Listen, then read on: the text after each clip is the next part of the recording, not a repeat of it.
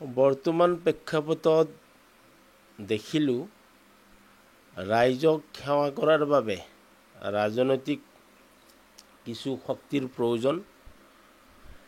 এইভাবে ভাবিছোঁ, ৰাইজেও বিচাৰিছে যে অচিৰে মই অৰাজনৈতিক সংগঠনৰ পৰা অব্যাহতি লৈ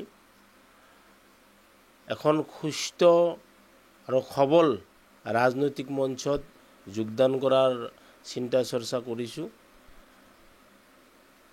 আৰু এই ক্ষেত্ৰত মোৰ লগত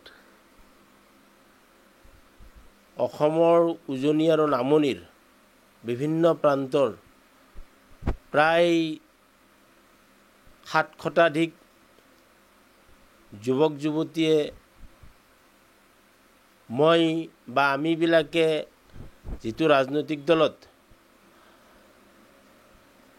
কাম কৰিবৰ কাৰণে সুবিধা পাওঁ, সেই ৰাজনৈতিক দলত যোগদান কৰাৰ এক চিন্তা চৰ্চা ৰাখিছোঁ।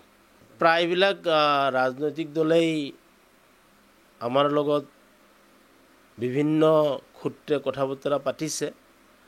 এতিয়া কথাটো হ'ল, ৰাজনৈতিক দল হ'লেই নহ'ব, ৰাজনৈতিক দলত কাম কৰাৰ এক সুপৰিকল্পিত ব্যৱস্থাৰ মাজত আমি থাকিব বিচাৰোঁ। গতিকে আমি অচিৰে অসমৰ এটা সৰ্বভাৰতীয় বিজেপিৰ বিকল্প দলত যোগদান কৰাৰ বাবে চিন্তা চৰ্চা ৰাখিছোঁ। আগষ্ট মাহৰ 15 তাৰিখৰ পিছতে আমি ৰাজনৈতিক ক্ষেত্ৰখনলৈকে ঢাপলি মেলিম বুলি ভাবিছোঁ।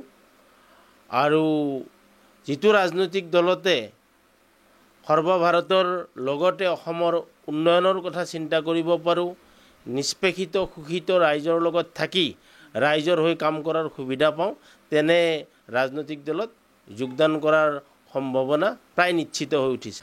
টিকটটো এটা চিন্তা চৰ্চাত ৰাখিছোঁ, আৰু টিকট যদি দলে ভাবে যে মই যোগ্য, তেতিয়াহ'লে যি দলতে মই যোগদান কৰিম সেই দলৰ পৰা টিকট বিচাৰিম, আৰু তেওঁলোকে যদি মোক যোগ্য বুলি বিবেচনা কৰে টিকট পাম।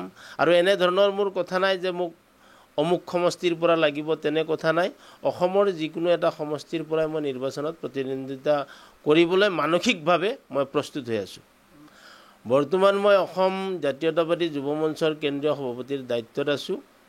অহা 7, 8 আৰু 9 আগষ্টত হ'বলগীয়া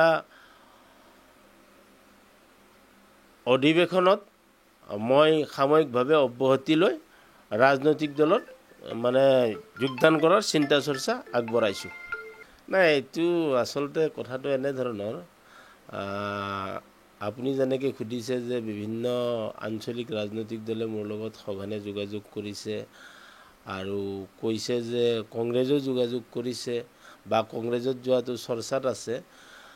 মই এনে এখন ৰাজনৈতিক মঞ্চ বিচাৰিছোঁ, যিখন ৰাজনৈতিক মঞ্চত অসমৰ উপৰিও সৰ্বভাৰতীয় স্তৰৰ কথা চিন্তা কৰিব পাৰি, আৰু সৰ্বভাৰতৰ উন্নয়নৰ লগত অসমৰ উন্নয়নক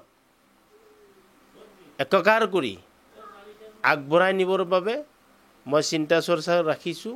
গতিকে আপুনি ভবা ধৰণে বা চিন্তা কোৱা ধৰণে কংগ্ৰেছৰ লগতো মোৰ কথা বতৰা নোহোৱা নহয়, কংগ্ৰেছৰ লগতো কথা বতৰা চলি আছে।